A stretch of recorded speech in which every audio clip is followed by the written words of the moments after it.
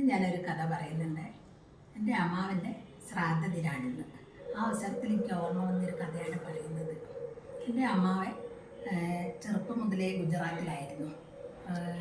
ഒരു ഹൈസ്കൂൾ കാലഘട്ടത്തിൽ പോയിട്ടുണ്ട്. അമ്മാവൻ നല്ലോണം പഠിക്കുകയായിരുന്നു. പക്ഷേങ്കിൽ അമ്മാവനെ പഠിപ്പിക്കാനുള്ള ഒരു ഇതുണ്ടായില്ല. അമ്മാവൻ്റെ അമ്മാവനാണ് പഠിപ്പിച്ചത്. അമ്മാവൻ ഒരു ഹൈസ്കൂളിലേക്ക് പോയപ്പോൾ പെട്ടെന്ന് ഹൃദയാഘാതം വന്ന് മരിച്ചുപോയി. അതിനാൽ അമ്മാവന് മേലോട്ട് പഠിക്കാൻ കഴിഞ്ഞില്ല. അതുകൊണ്ട് അമ്മാവൻ ഗുജറാത്തിൽ പോയി അവിടെ ടയർ ബിസിനസ് ചെയ്ത് അവിടെയാണ് സെറ്റിലായത്.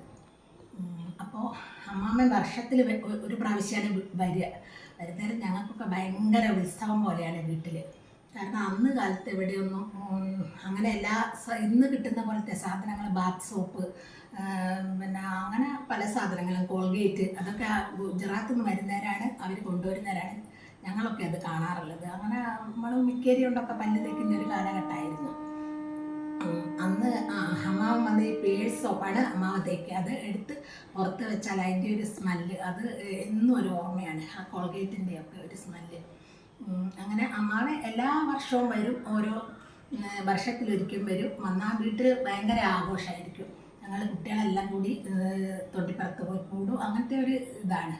അപ്പോൾ അമ്മാവൻ വന്നു കഴിഞ്ഞാൽ പിന്നെ അവർ പണ്ടത്തെ പടിഞ്ഞാറ്റപ്പടിയാണ്, പടിഞ്ഞാറ്റയിലാണ് ഉണ്ടാകുക. അമ്മാവൻ്റെ പെട്ടി, ബാഗ്, സാധനങ്ങളൊക്കെ പടിഞ്ഞാറ്റയിലാണ്. അപ്പോൾ അമ്മമ്മ വാതിൽ അടച്ചിടും. ഞങ്ങളിന്ന് അങ്ങോട്ട് അടുത്തേക്ക് തന്നെ പ്രവേശിക്കാൻ സമ്മതിക്കില്ല. കാരണം മുട്ടായി അമ്മാവൻ തരും കേട്ടോ, എങ്കിലും അത് തുറക്കുന്നവരെ എടുക്കലില്ല.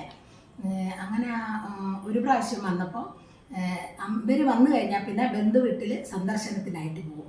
അപ്പോൾ അമ്മാവന് 2 കുട്ടികൾ, കുറച്ച് മുതിർന്ന കുട്ടികളാണ്. പിന്നെ ഒരു ചെറിയ കുഞ്ഞനുണ്ടായി.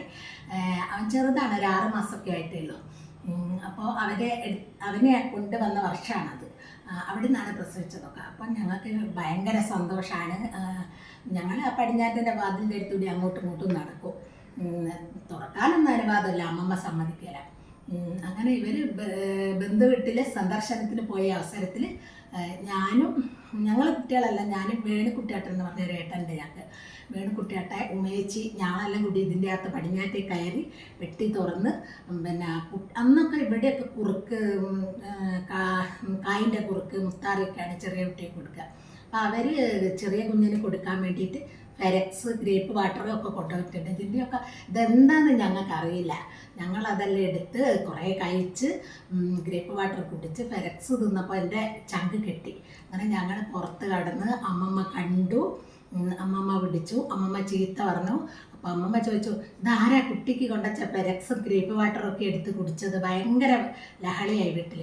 അപ്പം വേണുകുട്ടിയാണ് ഞാനും ചേച്ചിയും കൂടി പോയി ഒരു പത്തായപ്പരുണ്ട് എൻ്റെ കോലാലിരുന്ന് പറഞ്ഞു, എന്താ ചെയ്യുക? ഞാനന്ന് 5ലോ 6ലോ പഠിക്കുന്ന കാലഘട്ടം.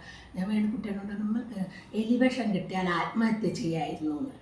കാരണം അന്നൊക്കെ അമ്മായി എന്നൊക്കെ വീട്ടിലൊരു പുതിയ ആളെ കൊണ്ടുവന്ന് അമ്മായിയൊക്കെ കണ്ട ഞങ്ങൾക്ക് എന്തോ ഇത് കുറവാണല്ലോ നമ്മൾ ചെയ്തത്, ഇതൊക്കെ എടുത്ത് കഴിച്ചില്ലേ, അതിലൊരു കുറവുകൊണ്ട് ഞാൻ വേണുകുട്ടിയോട് അടുത്ത് നമുക്ക് എലിവിഷം കിട്ടിയാൽ ആത്മഹത്യ ചെയ്യായിരുന്നു. അപ്പോൾ വേണുകുട്ടിയോട് ഞങ്ങൾക്ക് കൊയിലാണ്ടിന്നായിട്ട് ഒരു ബന്ധമില്ലേ, ഞങ്ങൾ മേലൂർ അന്നൊന്നും അത്ര കൊയിലാണ്ടിയായിട്ട് ടച്ചുള്ളതല്ല. വേണുകുട്ടിയോട് പറഞ്ഞാൽ അത് വാങ്ങാൻ ഇപ്പോൾ ആരെ നമ്മൾ അടുത്ത വീട്ടിലൊരു കോളേജിൽ പോകുന്ന ഏട്ടനുണ്ട്, ഏട്ടൻ്റെ കയ്യിൽ കൊടുക്കുക പൈസ എന്നൊക്കെ. അപ്പോൾ വേണുകുട്ടിയോട് പറഞ്ഞാൽ എലിവിഷത്തിനേക്കാൾ നല്ലത് നമ്മൾ തിന്ന സാധനം അവിടെ വാങ്ങിക്കൊണ്ടാക്കുന്നതല്ലേ എന്ന്. അങ്ങനെ വേണുകുട്ടിയേട്ട പൈസ ഒപ്പിക്കണമല്ലോ, ഇതിന് പൈസ എവിടെ നിന്ന് കിട്ടാൻ, ഞങ്ങളുടെ കയ്യിലൊന്നുമില്ല. പിന്നെ വേണുകുട്ടിയാണ് എവിടെ നിന്നൊക്കെയോ പൈസ ഒപ്പിച്ച് പൈസയൊക്കെ വാങ്ങി, പൈസ കൊടുത്ത് അടുത്ത വീട്ടിലെ ഏട്ടനെ കൊണ്ട് വാങ്ങിച്ച് അത് കൊണ്ടച്ച്. അപ്പോൾ പിന്നെ വല്യമ്മേൻ്റെ കൈ കൊടുത്ത് വല്യമ്മ അതൊക്കെ മറ്റേ എടുത്ത കുപ്പിയൊക്കെ മാറ്റി ഇത് വെച്ച്. കുറച്ച് കഴിഞ്ഞപ്പോൾ അമ്മായി വന്നപ്പോൾ ഇത് കണ്ടപ്പോൾ അവർ രസത്തിൽ അമ്മമ്മ പറയാണ്, ഇങ്ങനെ ഇവർ ചെയ്തിട്ട് ഇതുവരെ കൊണ്ടുവച്ചത്. അപ്പോൾ അമ്മായി പറഞ്ഞു, ഇത് വേണ്ടാണ്ട് വെച്ച സാധനമല്ലേ, ഇത് എന്തിനാ വാങ്ങിയത് എന്ന്. അന്ന് കാലത്ത് ഇതൊന്നും കിട്ടാനില്ല, കാണാനില്ല. അന്ന് അമ്മാവൻ ഗുജറാത്തിൽ നിന്ന് വരുന്നവരെ കൊണ്ടുവരുന്ന ഡ്രസ്സ്, ബുക്സ്, പിന്നെ പലഹാരങ്ങൾ, ഇതൊക്കെയാണ് ഞങ്ങൾക്ക് ഭയങ്കര ഇഷ്ടമായിരുന്നു. അപ്പോൾ ഇന്ന് മാമൻ്റെ ശ്രാദ്ധ ദിനത്തിൽ ഞാൻ മാമനെ ഓർമ്മിച്ചു കൊണ്ട് പറയുകയാണ്. അതുകൊണ്ട് നിങ്ങളെ ജീവിതത്തിൽ ഇങ്ങനെയുള്ള വിഡിത്തങ്ങളോ അബദ്ധങ്ങളോ ഒക്കെ ഉണ്ടായിട്ടുണ്ടാകും. അപ്പോൾ നിങ്ങളൊക്കെ ഒന്ന് കമൻറ്റ് ചെയ്യണേ. നന്ദി.